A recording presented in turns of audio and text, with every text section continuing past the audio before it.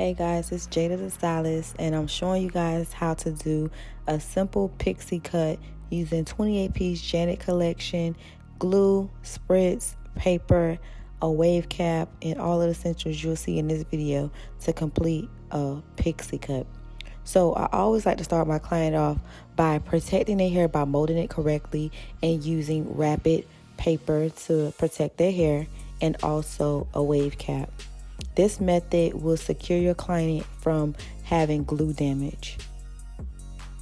So I'm going to trace around her perimeter with glue to cut off the excess cap after I put her under the dryer for about 5 minutes. And that will be my foundation to use the 28 piece to continue with the pixie cut.